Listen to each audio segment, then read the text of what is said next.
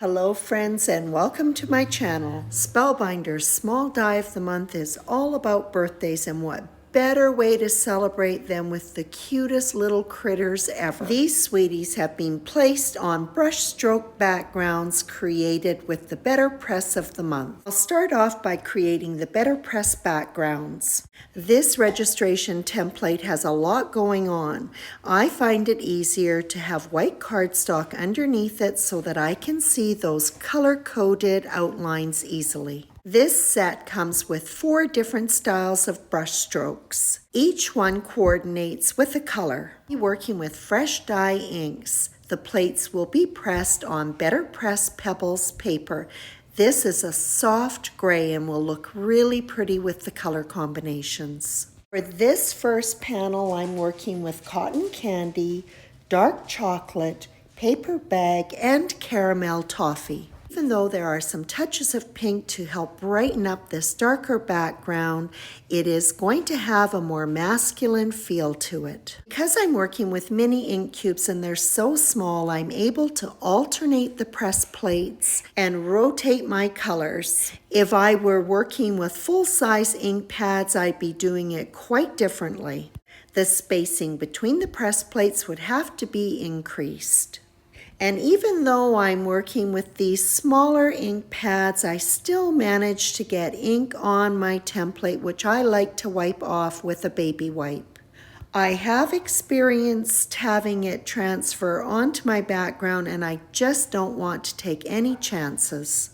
Every time I'm doing a Better Press project, I think I make this statement, but I think it's important, so I'm going to say it again. When the ink is applied to the press plate, if there is any kind of modeling, and it's very easy to see, that is exactly what you're going to get when it's pressed onto your paper. I pay particular attention to the plates, making sure that the ink looks consistent. I'll just be showing the one background. The colors that I used for the second card are shades of purple. I used deep iris, soft lilac, midnight violet, and lavender fields. If you would like to see the process that I used for inking up these press plates using a full-size ink pad, I'll have a link in the description of this video to the tutorial for the Better Press of the month. Okay, on to the small die of the month, Birthday Bliss, and we're going to start off by creating this cute sloth. The die for the sloth was used to cut chocolate brown cardstock and black sheet foam. Dies are included to create bands to go behind the nose and the eyes. I don't need to use it because I'm adhering the sloth's body and head onto the black sheet foam die cut. I was able to keep the foam eyes and nose intact. Tweezers are helpful to align those long, slender limbs. The sloth's mask was cut from craft cardstock. The main die cut has etched lines to indicate where it is to be placed on the head. There are little impressions where the cheeks go, and I'll add just a dot of glue and then pop in the pink die cuts. The die set comes with strings for multiple balloons. I've die cut it from black cardstock. A dot of glue is placed on each of the end points on the string, and I'll be adhering balloons which have been die cut from pink cardstock to coordinate with the pops of pink that are in the background. I had laid everything out. The balloons were placed a little bit lower on the strings so that when this is placed with the sloth on the panel, it will fit the height. I'm just tacking the balloons that overlap one another together. This die set comes with a banner die and a sentiment insert. The sentiment insert was centered in the banner die, and I used a little bit of low-tack tape to hold it together and die cut the pink cardstock. The banner die alone was used to cut the black sheet foam, and the sentiment was stacked. The panel is A2 size, and I'm going to trim it down so that it measures 4 inches by 5 1/4 inches. I'll take a little bit off of all 4 sides so that I can center the brush strokes in the panel. The panel is then adhered to an A2 sized black card base. The elements are laid out on the card front, and I'll adhere the foam back sentiment first. The balloons are adhered to the back of the sloth's head.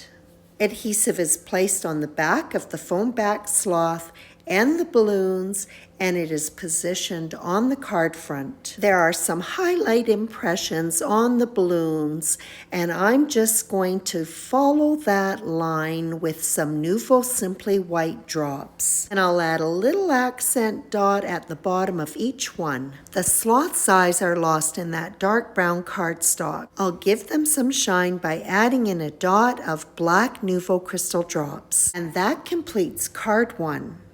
This set also comes with a really cute turtle. I've cut the body and the outer part of the shell out of dark gray cardstock, and I'm adhering the body to a black foam die cut. There's also a small band die cut that goes behind the eyes, but I don't need it because of the foam backing. Like the sloth, there's impressions for the cheeks, and I'll pop in those little pink die cuts. There are 2 layers for the shell.